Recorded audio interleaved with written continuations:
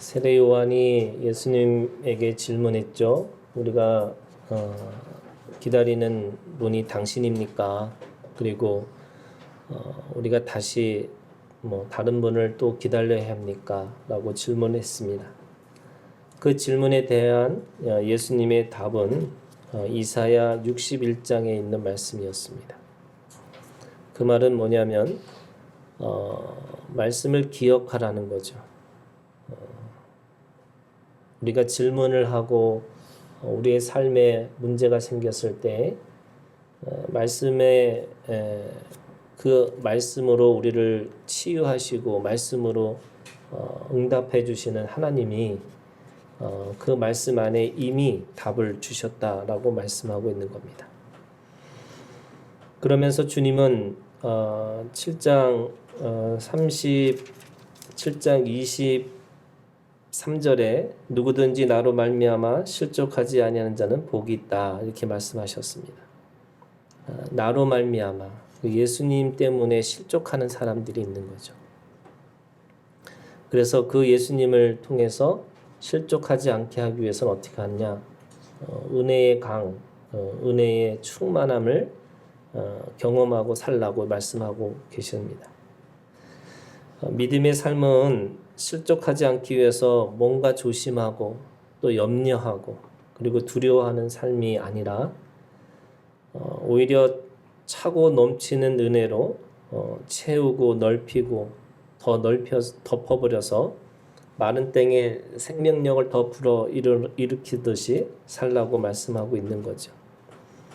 씨를 품어가지고 그 씨가 나무가 되고 그 나무에 열매를 맺어서 얼마나 좋은 열매를 맺냐면 약이 될 정도로 좋은 열매를 맺을 수 있을 만큼의 그 생명의 운동력을 가지고 살아가는 것이 은혜의 삶이라고 이야기하고 있습니다.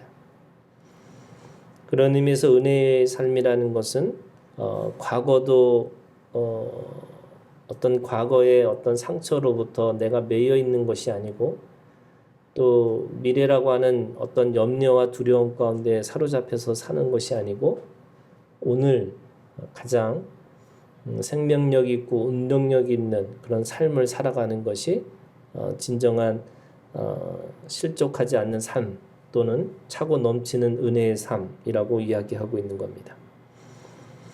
자, 오늘 그러고 나서 주님이 24절에 요한이 보낸 자가 떠난 후에 하고 예수님이 또 다른 관점의 말씀을 하고 계세요.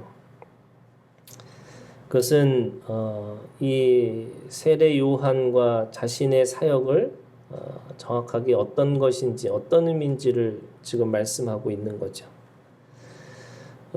사람들에게 질문합니다. 너희가 왜 광야에 나갔냐고. 거기에 갈 때 아름다운 자연의 풍경을 보려고 너희들이 그 광야에 갔는 거냐? 아닌 거죠. 또는 부드러운 옷이라고 하는 사람이 가지고 있는 권력과 힘을 뭔가 얻기 위해서 그곳에 갔는 거냐? 그거 아니죠. 그러니까 갈대라고 하는 자연의 풍경을 보기 위해서 간 것도 아니고 자신이 가지고 있는 힘과 권력을 더 많이 갖기 위해서 광야로 간 것이 아니고 순전히 하나님의 말씀을 듣기 위해서 그곳에 갔다라고 이야기하고 있습니다. 사람들이 교회에 오는 여러 가지 이유들이 있죠. 그 이유들 중에 가장 중요한 이유가 사실은 말씀의 이유가 있는 겁니다. 말씀이 모든 것을 뛰어넘을 수 있는, 다시 말해서 차고 넘치는 은혜로 가는 가장 중요한 목적이면서 도구고 또 우리가 삶의 지혜의 어떤 방편이라고 한다면 바로 그것이 말씀이기 때문에 그런 거고 말씀을 듣고 말씀을 준행하면서 살기 위해서 그렇게 하는 겁니다. 그러면서 주님은 오늘 세례 요한에 대해서 세 가지 특징을 우리에게 말씀하고 있습니다.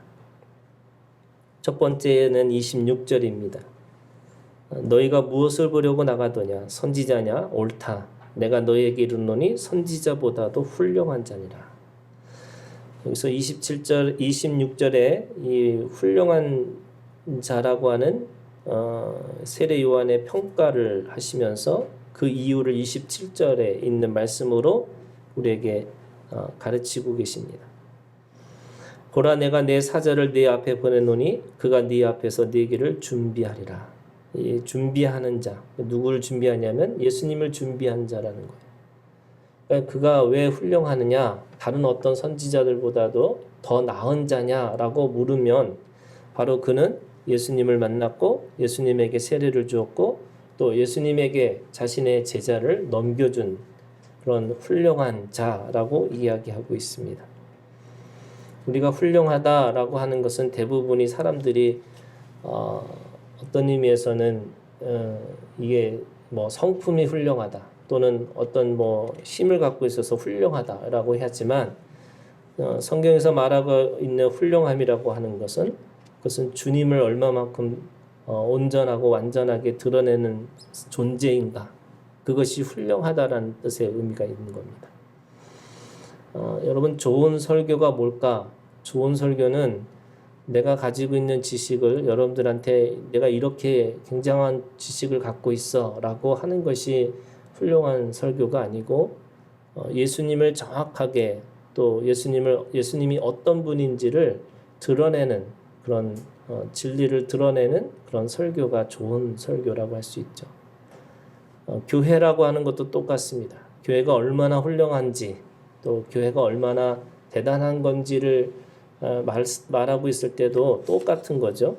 그 안에 예수의 삶이 있는 건지 예수의 사랑이 있는 건지 그것이 가장 중요한 기준이 되는 겁니다.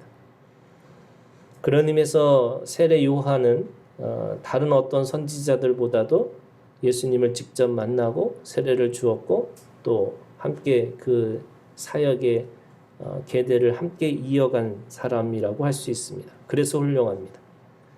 두 번째는 그 세례 요한의 특징이 뭐냐면 28절에 있습니다.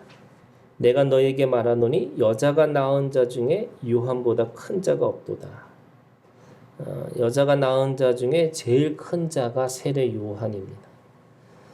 왜냐하면 구약의 어떤 선지자도 예수님을 직접 만나고 세례를 베풀고 제자들을 넘겨준 분이 없기 때문에 그런 거라고 했죠. 뿐만 아니라 이 세례 요한의 메시지가 회개하라 천국이 가까우니라 라고 하는 메시지였습니다.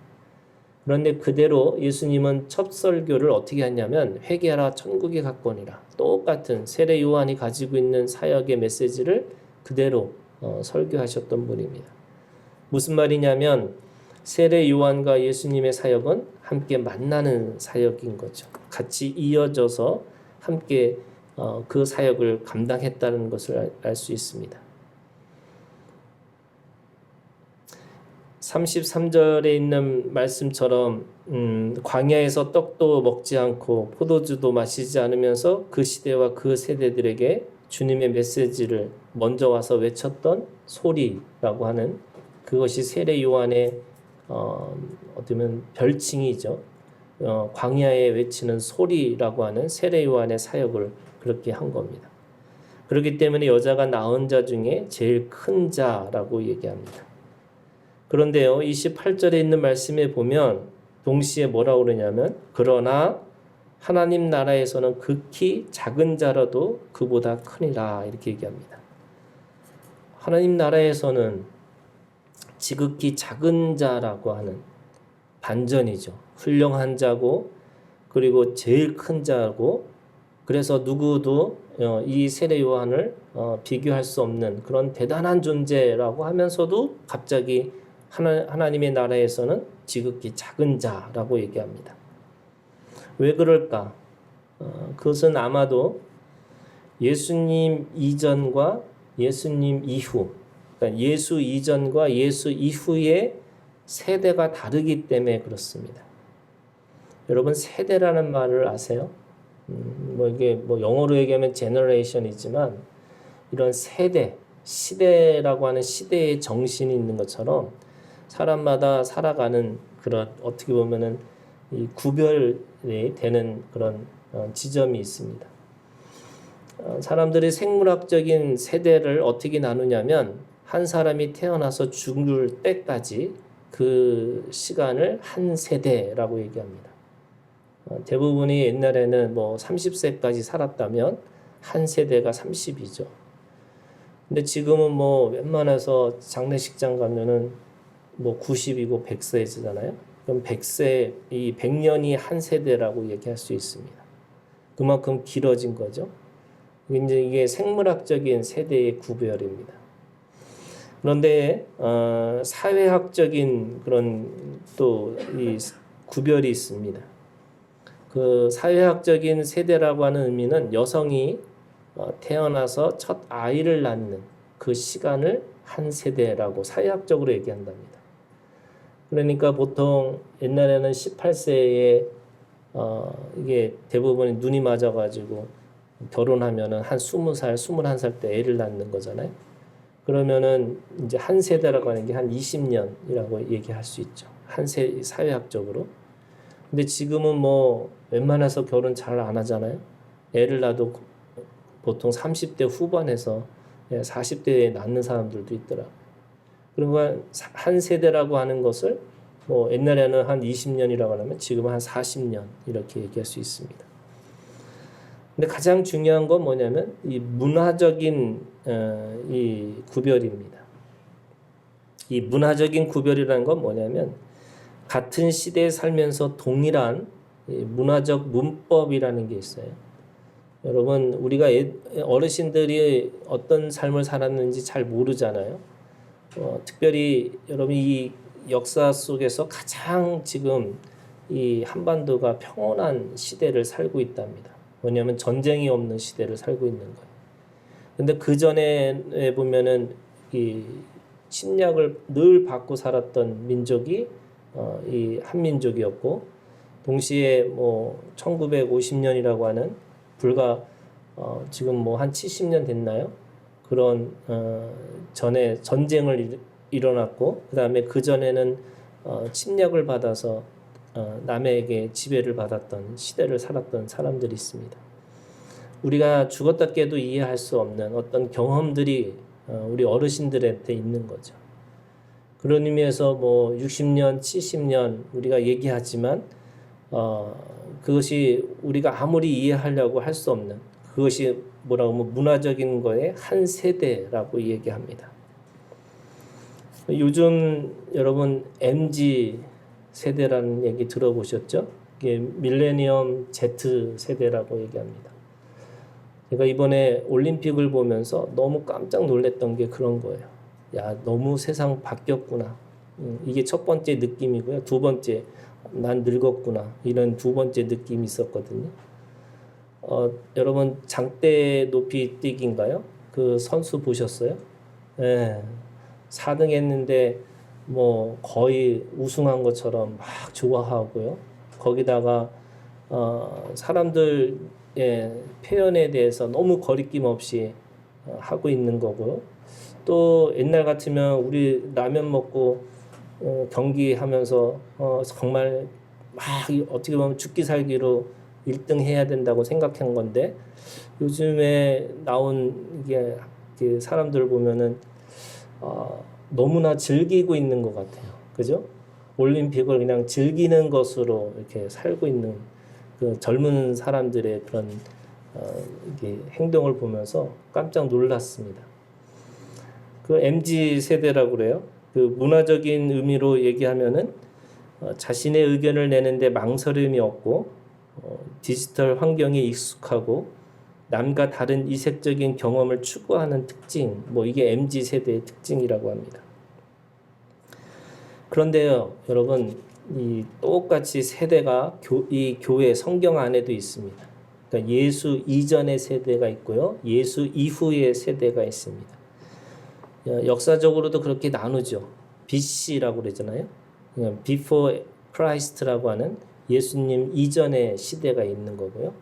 그 다음에 아노 도미니라고 하는, 이게 라틴어인데 뭐 주님의 이후, 주님이 그 탄생하시고 나신 그 이후의 세대라고 할 수가 있습니다. 그걸 AD라고 합니다. 세례 요한이 아무리 훌륭하고 뛰어난 선지자라고 할지라도 예수 이후의 세대에서는 지극히 작은 자일 수밖에 없다는 말씀이죠. 그 차이가 뭘까? 여러분, 차이가 엄청나게 있어요. 예수 이전의 사람들 모두가 여자가 낳은 자잖아요. 여러분, 여자가 낳은 자가 있고 여자의 후손이 있어요. 그러니까 여자가 낳은 자들이 모두가 다 여자한테 낳은 거잖아요. 어떻게 보면 그것이 하나님이 주신 저주이면서 동시에 복입니다. 뭐냐면 그것을 통해서 생명이 얼마나 이 고통스럽게 태어나는 것에 대해서 그 생명의 소중함도 있고 그 생명을 낳는 어떤 게 보면은 그 지혜를 배우라고 하신 거잖아요. 그런데 그것을 여자에게 주셨습니다. 모두가 여자의 후손이죠. 여자에게 낳은 자들이죠. 그런데 여자의 후손이라고 하는, 어떻게 보면은 그 여자를 통해서 나타나는 그 계대와 계승을 할 수 있는 존재가 여자의 후손이라고 한다면, 여자에게 낳은 자지만 여자의 후손은 아니죠. 그런데 성경에 보면은 이 예수 이전의 사람들은 모두가 여자가 낳은 자지만 남자의 후손입니다. 우리가 어제도 요즘에 여러분 세대주한테 미성년자 그 지원금이 나오잖아요. 제가 우리 아들이 중학교 2학년이니까 그 지원금이 저한테 나왔거든요. 그랬더니 우리 애들이 한마디씩 하는 거예요. 왜 아빠가 세대주에 되느냐고. 예. 이렇게 보면은 지금 이 권력의 순서는 엄마, 딸, 아들, 제가 네 번째인데, 왜 아빠가 제일 힘이 없는 아빠가 왜 세대주가 되냐고 저한테 막 따지듯이 얘기하더라고요. 그나마 감사한 거죠. 그저 제가 이런 세대에 살고 있다는 거. 그나마 정씨가 되잖아요. 안 그러면 이제 시대가 좀 바뀌면 이제 엄마의 성을 따르겠다고 이렇게 할 수 있는, 뭐 지금 그럴 수 있다고 합니다. 법적으로. 그런데 그나마 저는 제 성을 지킬 수 있어서 정말 다행이다. 뭐 이런 생각을 합니다. 뭐 그런 것처럼 어떻게 보면은 예수님 이후의 세대가 다른 거죠. 예수 이전의 세대와 예수 이후의 세대가 다릅니다. 예수 이후의 세대는 뭐냐면, 예수님은 어떤 분이냐면 여자가 낳은 자면서 동시에 여자의 후손입니다. 여러분, 굉장히 그게 중요한 일이에요. 여자의 후손이 예수님이에요. 무슨 말이냐면 남자의 그 이름을 따서 계속 계대를 이어가는 것이 아니라 어떻게 보면 성령으로 잉태하셔서 그 누구에게도 어떤 사람에게도, 이게 이제 멜기세덱과 같은 거죠. 누구의 반차도 따르지 않고 어느 날 갑자기 불쑥 나오셔서 새로운 계대를 만드시는 거예요. 예수님 삶 자체가 여자의 후손이고 그리스도인이라고 하는 사람들이 다 여자의 후손의 후손이 되는 겁니다.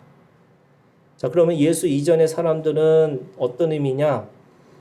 그 사람들은 계속해서 남자의 후손을 따라서 계속 그 생명이 맞다고, 육적인 생명이 맞다고 생각하고 살아가는 사람들이라고 한다면, 예수 이후의 사람들, 여러분, 생명이 두 개가 있고요. 죽음이 두 가지 죽음이 있어요.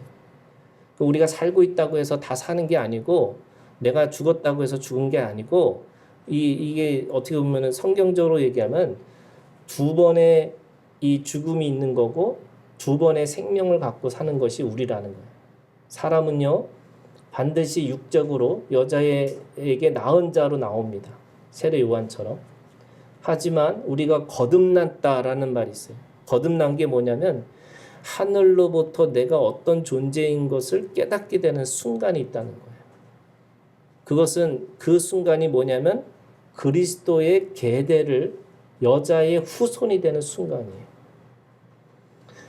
예수 이전의 사람들은 그걸 죽었다 깨도 깨닫지 못합니다.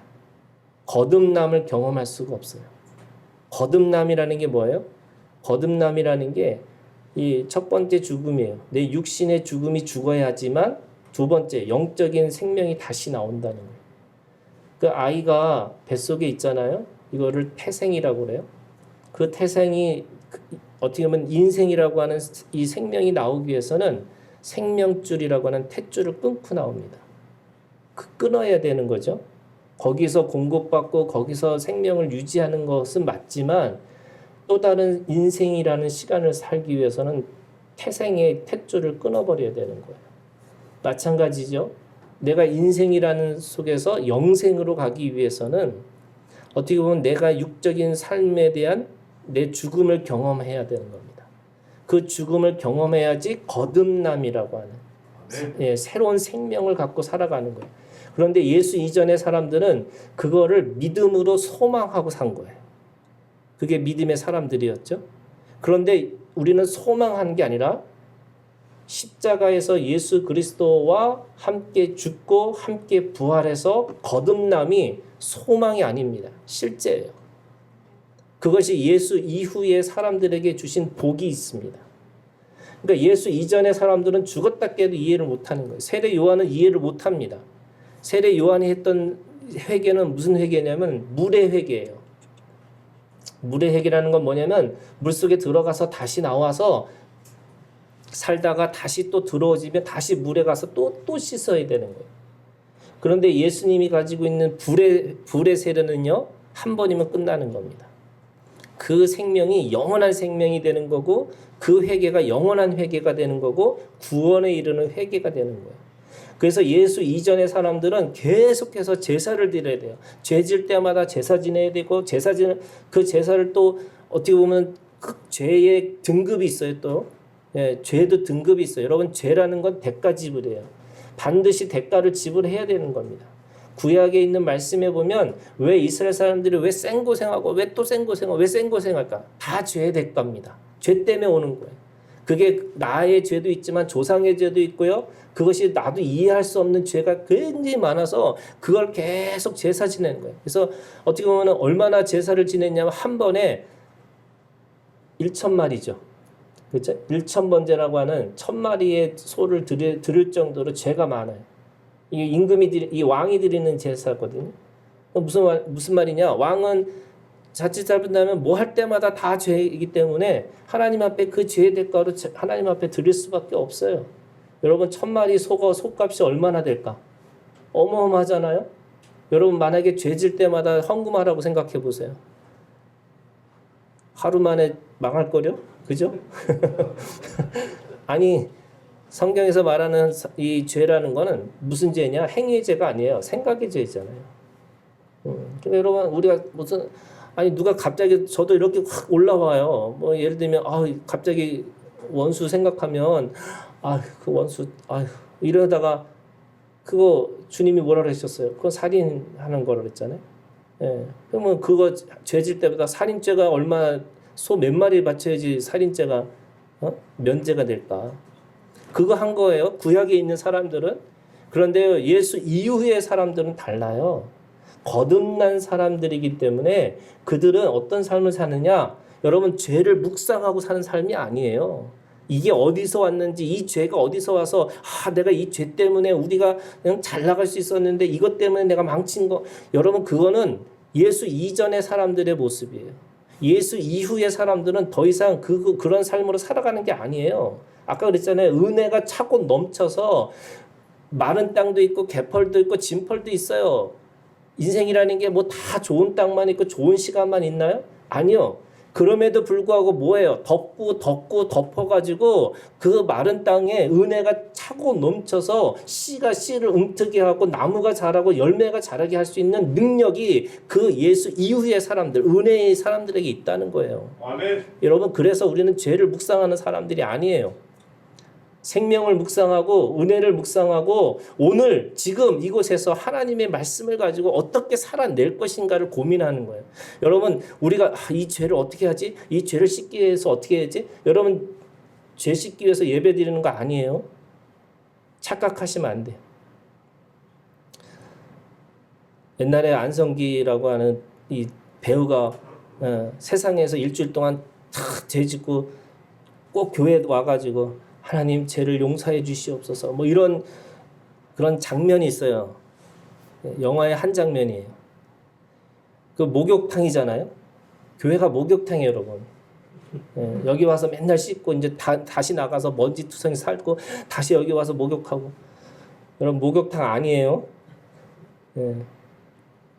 여기는 어떻게 보면은 전쟁에 나가서 내가 얼마만큼 승리했는지. 그래서 여러분 상처도 맞고 막 여기 맞고 막 다 맞았어요. 그런데 안 죽어요. 죽으면 안 돼. 여러분 전쟁에 나가고 스쳤다고 난리치면 안 되잖아요. 제가 제일 좋아하는 장면은 남부가 총 맞아갖고 자기가 탁 해가지고 불 붙여가지고 해가지고 총알 탁 빼고 다시 이렇게 메고 다시 총 메고 가는 이 장면이 나는 최고의 장면이라고 생각해. 저는 그게 그리스도인들의 모습이에요. 예수 이후의 사람들은 그런 삶을 사는 거예요. 그런데 뭐 총 맞아갖고 죽을 것 같다 그러고 그래서 당신은 사랑받기에 태어난 사람이라고 노래 불러줘야지 좀 위로가 되고 예배 오드리면서 내가 정말 하나님 앞에서 잘못했습니다. 맨날 잘못했다는 그 예수 이전의 사람들이 그렇게 한 거예요. 그게 맞는 것처럼 보이잖아요. 왜? 구약이 더 많아요. 39, 27, 39권이잖아요. 예수님 27권이고. 그러니까 그게 39권이니까 그게 더 많은 것처럼 생각되었고 우리도 구약처럼 그렇게 살아야 되는 거 아니냐고 내가 무슨 죄가 있길래 어떻게 이런 이 삶을 내가 직면하고 살아야 되는지 너 정말 빨리 죽어야지 빨리 죽어야 되는 거잖아요. 무슨 말이에요 여러분? 회개하라 천국이 가까우니라 무슨 말이에요? 여러분 천국이 가까웠어요 안 가까웠어요? 2000년 전에 예수님이 오셔서 회개하라 천국이 가깝다. 천국이 가깝다고 하셨어요. 이게 뭐냐면 영어로 하면 in hands, 손으로 잡을 만큼의 가깝다는 뜻이거든요. 근데 그 가깝다는 게 무슨 뜻일까요? 여러분 천국 왔어요 안 왔어요? 이거 봐. 예수 이전의 사람들의 모습이잖아요. 천국 왔어요 안 왔어요? 어떻게 알아요? 천국 왔어요 안 왔어요? 예수님이 천국이에요. 예수님이 하나님 나라의 주인이신 거잖아요. 그러면 예수님이 오셨어요. 회개하라 천국이 가깝다라는 말씀은 내가 왔다라는 뜻이에요. 내가 와서 이제는 이전의 사람들이 살고 있는 그 삶으로 내가 죽어야지만 천국 간다는 의미가 아니고요. 예수님이 오셨기 때문에 이제는 오늘 우리가 하나님의 나라로 살아라는 거예요. 천국으로 살아라는 거잖아요. 그러면 예수 이전의 사람들이에요? 예수 이후의 사람들이에요? 우리는? 예수 이후의 사람들이에요. 여러분 이게 떳떳하게 사셔야 돼요. 당당하게. 그게 예수 이후의 사람들이에요.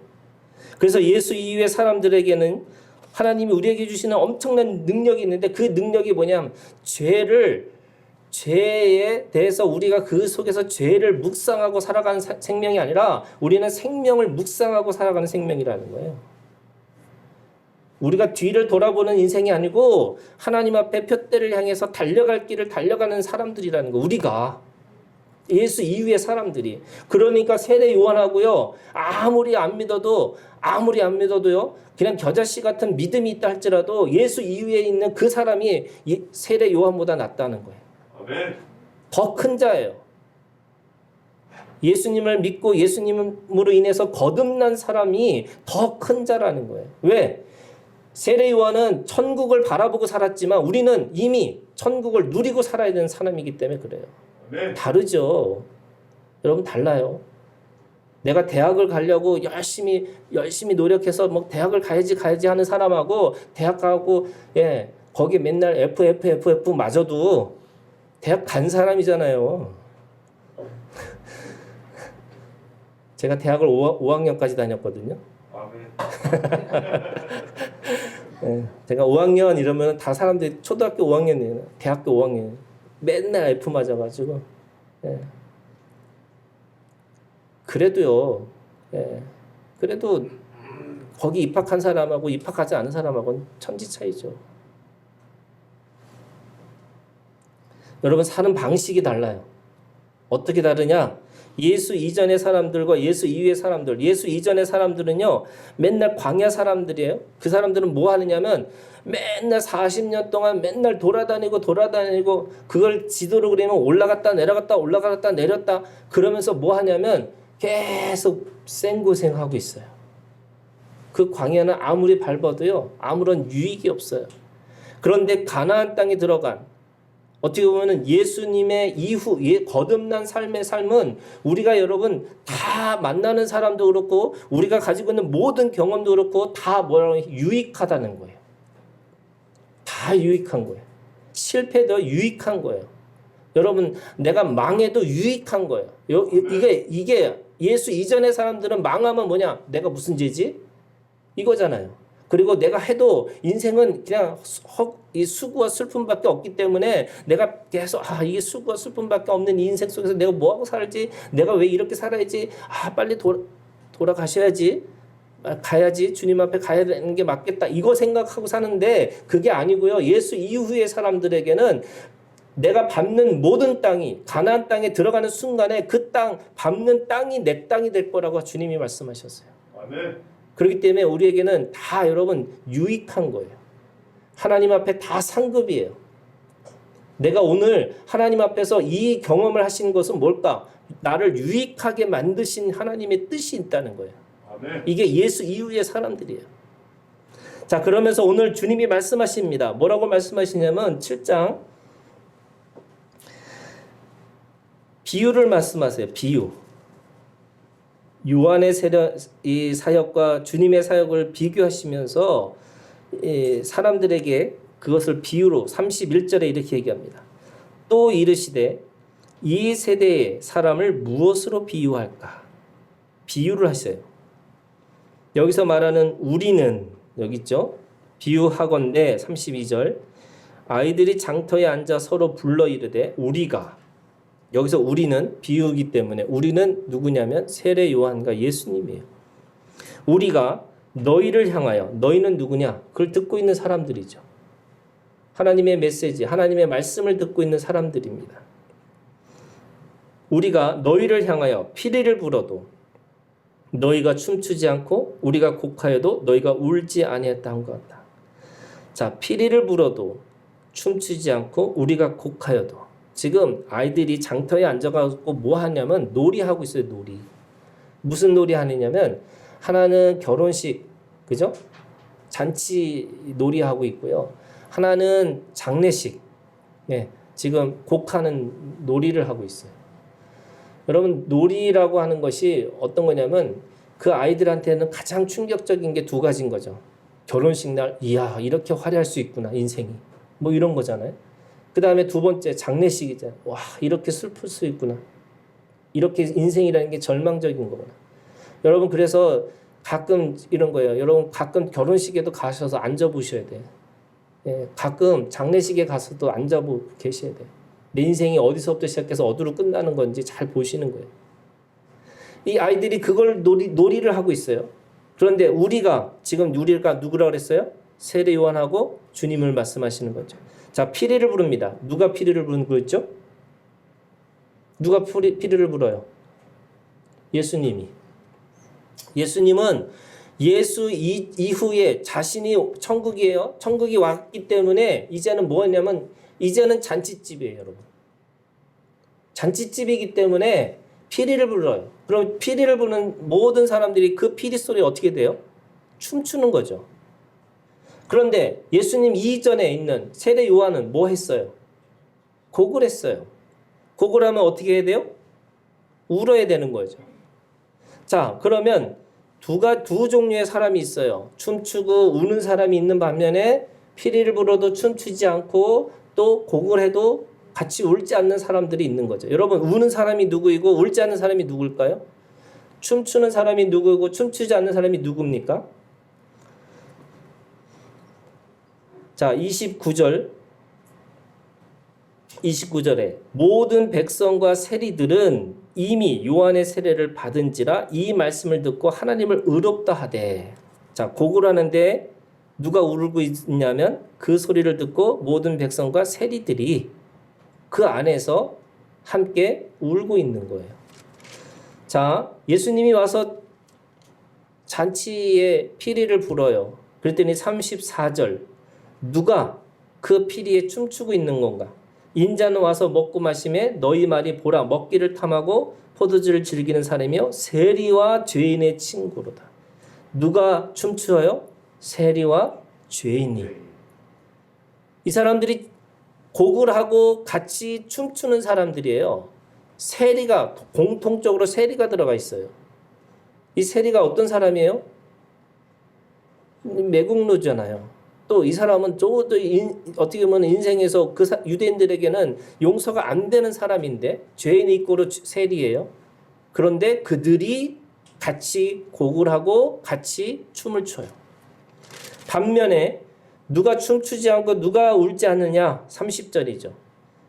바리새인과 율법 교사들은 그의 세례를 받지 아니하므로 그들의 자신을 위한 하나님의 뜻을 저버리라. 이들은 바리새인들과 율법 교사들은요, 이 사람들은 춤추지도 않고 곡을 하지 않습니다. 오히려 뭐라 그러냐? 자, 곡을 하는 순간에 열심히 세례 요한이 곡을 하고 있는 거예요. 회개하라 천국이 가까우니라. 그는 광야에 가서 아무것도 어떻게 보면 금식하고 그리고 아주 허술한 옷을 입고 그 허름한 옷을 입고 또 그 안에서 하나님의 메시지를 전하는 사람에게 33절 그들이 뭐라고 얘기하느냐? 그러니까 곡을 했는데 울지 않는 사람들의 변명이에요. 세례 요한이 와서 떡도 먹지 아니하며 포도주도 마시지 아니하며 너희 말이 뭐 했다고요? 귀신 들렸다. 저 사람 귀신 들린 거야. 내가 곡을 해. 저 사람 세례 요한이 아무리 곡을 해도 함께 울지 않아요. 그러면서 핑계 대는 거죠. 귀신 들렸다. 그러면서 또 34절에 이제 피리를 불었어요. 피리를 불었는데 왜 춤추지 않을까? 뭐라 그래요? 인자는 와서 먹고 마심에 너희 말이, 이 너희라는 건 춤추지 않는 사람들, 너희 말이 보라 먹기를 탐하고 포도주를 즐기는 사람이요 세리와 죄인의 친구로다. 뭐라 그러냐면 곡을 하고 우는 사람 앞에서는 귀신 들렸다고 하고 피리를 부르는 데서 춤추지 않는 이유는 내가 이럴 때는 좀 거룩하게 있어야지. 나는 조금 나는 꽤 괜찮은 사람인데 왜 저렇게 그냥 춤추고 있어. 이렇게 그래서 탐한다는 거예요. 탐심이라는 거예요. 탐욕에 이 춤추는 사람을 탐욕에 있는 사람이라는 거예요. 그러니까 먹지 않는 사람을 향해서는 귀신 들렸다고 그러고 먹는 사람들을 향해서는 탐욕의 사람이라고 정지하고 있는 거죠. 그러면서 35절 얘기하는 거예요. 이게 예수님의 말씀이에요. 곡을 하고 같이 울고 피리를 불어도 같이 춤출 수 있는 사람이 누구냐? 35절. 지혜는 자기의 모든 자녀로 인하여 옳다함을 얻느니라. 이게 무슨 말이냐? 그렇게 따라가는 사람을 지혜의 자녀라는 거예요. 이걸 여러분 이게 지혜라는 게 어떤 세상에 가서 어떤 문제를 해결하는 방식이 아니고요. 지혜라는 게 뭐냐? 생명의 지식이에요. 생명의 지혜예요. 내가 어떤 때마다 하나님 앞에서 그 생명으로 내가 반응하고 사셔야 되는 거예요. 그런데 예수 이전과 예수 이후의 삶이 달라요. 여러분 왜 우리가 금식하지 않고 왜 우리가 하나님 앞에 항상 기뻐하고 내가 범사에 감사하고 쉬지 말고 기도하라고 하는 하나님의 뜻이라고 하는 것을 왜 우리가 그렇게 살아야 되는 건가? 구약의 사람이 아니기 때문에 그래요. 여러분 지금 잔치가 벌어졌어요. 근데 꼭 그런 사람이 있잖아요, 여러분. 꼭 그런 사람이 있어.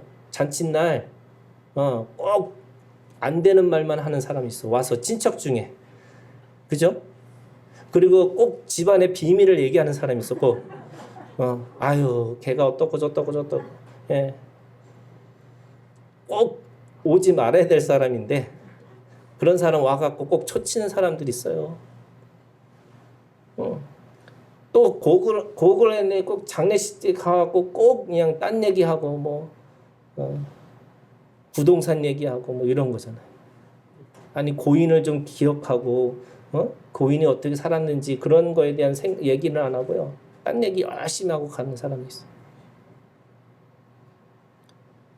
여러분 신앙이라는 게 뭐냐면 하나님이 어느 날 순간에 때가 있어요.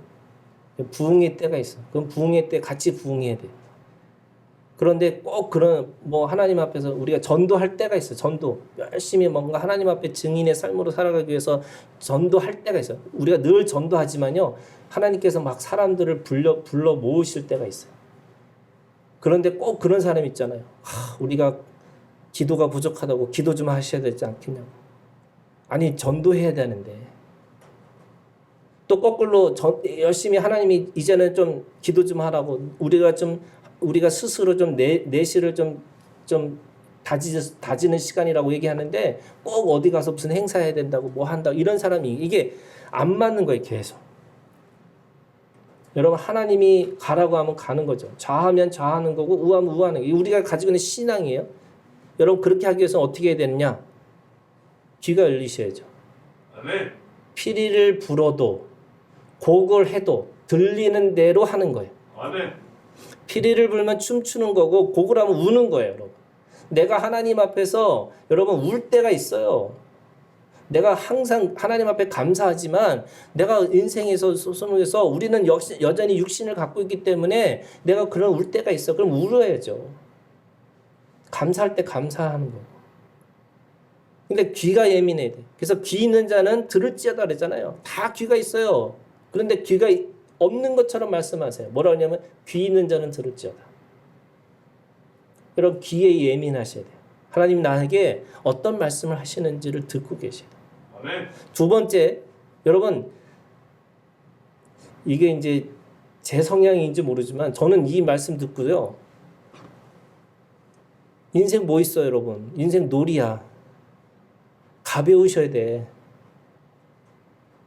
여러분 갑자기 곡하다가 갑자기 피리를 부르면 좀 진지한 사람은 그런 거 있잖아요. 야 계속 울어야지 왜 갑자기 피리를 불고 그냥 갑자기 무슨 또 춤을 추자고 그러냐. 인생 그렇게 살면 안 된다고. 막 인상 쓰고 인생 확 하면서 막 인생 진지하게 사는 거 그게 맞는 것처럼 보이는데 여러분 그냥 가볍게 사시기를 주님의 이름으로 축원합니다. 아멘. 아니 제 성향일지도 몰라. 근데 저는 그렇게 느껴져요. 왜냐면 여러분 말씀이 일하는 게 그런 거예요. 우리 인생이 여러분 인생이 끝이에요? 인생이 다예요? 아니잖아. 우리 영생이 있잖아요. 그럼 여기서 내가 정말 가볍게 사는 거예요. 나그네의 삶이 그런 거예요, 여러분. 나그네 삶은 오늘 내가 여기다가 집을 짓고 영원히 살 것처럼 그렇게 사는 게 아니잖아요. 주님이 가라고 하면 어느 순간에 떠나야 되는 거예요. 왜? 우리가 가야 될 본향은 여기가 아니고 하나님 나라예요. 주님이 오신 것처럼 오늘 우리도 가야 될 주님을 따라가야 되는 삶이 있는 거잖아요. 그럼 가볍게 하셔야죠. 내가 신발도 가볍게 내 몸도 가볍게 그래서 그 가벼움으로 살아야 되는 거예요. 그래서 그때마다 내가 하나님 앞에서 어느 순간에 좌하면 자는데 어느 순간에 야 우측으로 가. 그럼 우로 가. 여러분 우리 내비게이션 잘 따라가잖아요. 저희 아내가 저한테 꼭 제가 내비게이션 대로 안 가니까 꼭 그런 얘기 해요. 아내 말도 안 듣고 내비게이션 여자 말도 안 듣고 여자 말을 잘 들어야지 자다가도 떡이 생기는 건데 막 그러면서 한마디 하세요. 인생의 내비게이션에 대해서 우리가 하나님 앞에서 가라고 하는 대로 가야 되는 거라면 여러분 내가 가벼우셔야 돼요. 내가 가는 거가 어느 순간에 멈춰야 될 때 딱 멈추는 거죠. 아브라함이 아들을 바치라고 밤에 얘기하시고 새벽에 일어나서 떠납니다. 분명히 그건 하나님의 소리였어요. 사랑하는 독자, 내가 내게 준 그 아들을 하나님 앞에 바치라고 그랬어요. 하나님이 하셨어요. 귀신이 얘기한 게 아니에요. 그런데 어느 순간에 찔르라고 하는 순간에 하나님이 멈추라고 하셨어요. 근데 너무 진지해서 확 찔르면 안 돼요, 여러분. 그냥 하나님이 멈추라고. 그거 가지고 왜 멈춰야 되는지, 이 소리가 진짜인지 가짜인지 맨날 그거 생각하면 안 돼요. 하나님께서 여러분 나한테 하나님의 음성을 주시면 그냥 그거 믿고 따라가는 거예요. 오늘 우리에게 주신 말씀이 오늘 여러분 사사기를 보세요. 사사기가 재밌어요. 여러분 사사기는 3세대를 얘기하고 있어요. 신앙의 3세대. 1세대가 누구냐? 애굽에서 나온 사람들이에요. 근데 그 사람들은 광야에서 죽었어요. 딱 두 사람만 빼고 여호수아와 갈렙만 살았어요. 근데 그 광야에서 어떻게 보면은 애굽을 모르고 있는 2세대들이 나왔어요. 그게 광야의 세대들이에요. 그래서 애굽의 세대가 있고 광야의 세대가 있어요. 광야에서 뭐 했어요? 40년 동안 구름 기둥과 불 기둥으로 하나님의 인도하심을 받고 메추라기와 만나를 통해서 하나님께서 어떻게 먹이시는지 알게 됐고, 그리고 십계명도 말씀도 율법도 배우고 했던 사람들이 이 세대들이에요. 그러니까 예굽의 사람들은 하나님의 홍해를 경험하고 이 세대들은 하나님이 어떻게 자기들을 40년 동안 끌고 가셨는지를 본 사람들이에요. 그런데 오늘 이 사사기 2장 6절부터 10절에 있는 말씀에 쭉 보니까 여호수아가 죽었어요. 거기다가 누가 죽었냐? 10절에 그 세대의 사람도, 이게 2세대들이에요. 1세대 여호수아가 죽고 2세대, 그러니까 다음 세대에 있던 광야의 세대들이 죽었어요. 그리고 나서 3세대가 나타났다는 거예요. 그 3세대가 누구냐? 10절에 뭐라고 그러냐면 그 후에 일어난, 뭐라고 그래요? 무슨 세대예요? 다른 세대. 여러분 이게 어떤 의미냐면 원래는 다음 세대가 돼야 돼요. 이걸 next generation이라고. 다음 세대가 나타나야 되는데 이거는 another generation이에요. 다른 세대가 나타났다는 거예요. 그러니까 완전히 다른 세대, 제3세대가 태어났는데 그들은 뭐 했다고요? 10절에 보니까 여호와를 알지 못하고 여호와께서 이스라엘을 위하여 행하신 일도 알지 못하더라. 그러니까 무슨 시대가 시작했어요? 사사가 시작한 거예요. 사사 시대라는 게 뭐냐면 원래 정상적인 시대가 아니에요. 사사 시대는 원래 하나님께서 어떻게 보면 하나님의 말씀으로 통치하는 시대가 와야 되고, 또 어떻게 보면 그것도 안 되면 왕으로 세워지는 시대가 왔어야 되는데 사사라고 하는 기형적인 시대가 된 거예요. 왜 그랬을까? 이 3세대가 있었거든요. 근데 3세대가 무슨 세대예요? 다음 세대가 아니고 다른 세대가 된 거예요. 저는 여러분 예수 이전과 예수 이후에 그 징검다리를 역할을 했던 세례 요한도 하나님 앞에서 질문을 통해서 다음 세대가 어떤 세대인지를 모르고 어떻게 보면은 죽었어요. 그래서 지극히 작은 자가 됐어요. 엄밀히 따지면 그것을 이어서 다음 세대로 가야 되는데 다른 세대가 나타나는 거예요. 여러분 우리 이 요즘에 한국교회 심각해요. 어떻게 심각하냐면 70세가 밥을 할 정도로 심각해요. 이게 무슨 말인지 모르시죠? 여성교회에서 밥을 하는데 누가 하냐면 70대 어르신들이에요. 왜 그럴까요? 일할 사람이 없는 거예요. 젊은 사람이 없어요. 왜? 다른 세대들이 나타났어요. 다른 세대. 여러분 다음 세대를 만들어 가셔야 돼요. 여러분 자녀들 전도하세요. 다른 얘기 안 할게요. 여러분의 신앙의 유산을 남겨주셔야 돼요. 아멘. 그거 안 남기면요, 여러분 다른 세대가 나타나서 하나님을 알지도 못하고 하나님이 어떤 일을 하셨는지 모르는 거예요. 왜 그런 일이 벌어졌을까요? 제가 볼 때는 이 1세대와 2세대들이 신앙을 제대로 전수하지 않았기 때문에 그래요. 무슨 말이냐? 세례 요한이 예수님의 사역을 이해하면서 예수님한테 모든 그 사역을 전수를 해야 되는 건데 어떻게 보면 그 전수 못하니까 어느 순간에 당신이 누굽니까? 우리가 또 다른 사람을 기다려야 됩니까? 라고 어떻게 보면 이게 튕겨나가는 소리를 하고 있는 거죠.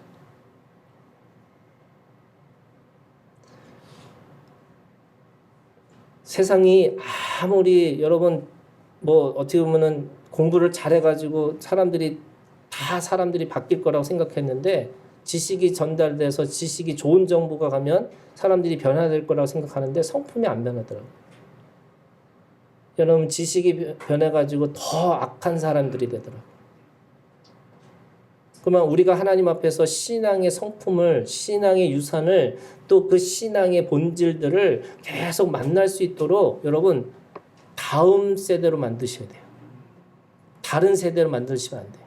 똑같아요. 우리도 여러분 우리가 1세대, 2세대들이 경험했던 그 신앙을 우리가 잘 이어받아서 저는 그런 거예요. 여러분